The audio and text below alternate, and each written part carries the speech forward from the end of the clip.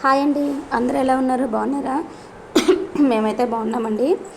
చూసారు కదా, ఇక్కడ నేను ఏం చేస్తున్నానో మీకు అర్థమైపోయి ఉంటుంది. ఇప్పటికే కొబ్బరికాయ చూపించిన వెంటనే నేను కోకోనట్ పుడ్డింగ్ చేస్తున్నా.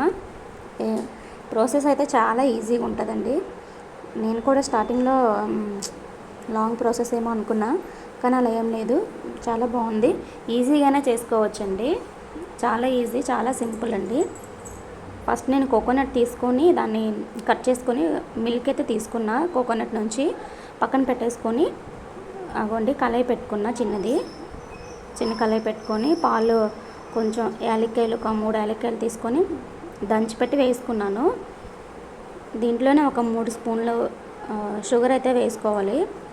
మీ టేస్ట్కి సరిపడా షుగర్ అయితే మీరు వేసుకోండి. ఎందుకంటే స్వీట్ చాలామంది ఎక్కువ తింటారు, కొంతమంది తక్కువ తింటారు. మేమైతే ఎక్కువే తింటాం, కానీ బట్ ఇది షుగర్ కాబట్టి మా బాబు కూడా తింటాడు కాబట్టి కొంచెం తక్కువ 3 స్పూన్లే వేసుకున్నా.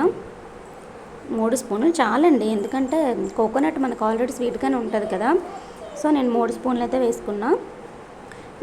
కార్న్ఫ్లవర్ కొంచెం మనకి ఆ కోకోనట్ మిల్కే కొంచెం పక్కన పెట్టుకొని దాంట్లోనే ఒక 2 స్పూన్లు అయితే కార్న్ఫ్లవర్ కలుపుకొని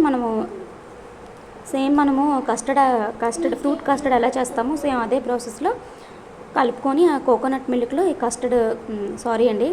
కార్న్ఫ్లవర్ కలిపిన మిల్క్ కోకోనట్ మిల్క్లో వేసి కలుపుకోవాలి. బాగా కలుపుకున్న తర్వాత మనం దగ్గర పడిన తర్వాత ఫ్రిడ్జ్లో పెట్టుకొని 1 to 2 hours ఫ్రిడ్జ్లో పెట్టుకొని బయట తీసుకోవాలి. నేనైతే 1 hour పెట్టుకున్నానండి ఫ్రిడ్జ్లో. చూసారా జెల్లీలాగా ఎంత బాగా వచ్చిందో.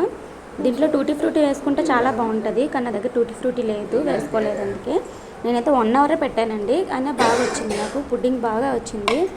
మీరు చూస్తున్నారు కదా జెల్లీలాగా ఎంత చక్కగా ఉందో. చూడండి, చాలా బాగుంది. నేనైతే అసలు ఎక్స్పెక్ట్ చేయలేదు. ఒక 1 hour కదా అయ్యింది, ఇంత బాగా రాదేమో అనుకున్నా, కానీ బాగా వచ్చింది. సైలెంట్గా కూర్చో. చూడండి, ఇక్కడ నేను టేస్ట్ చేస్తున్నా. అస్సలు టేస్ట్ అయితే మాత్రం చాలా బాగుందండి, చాలా బాగుంది.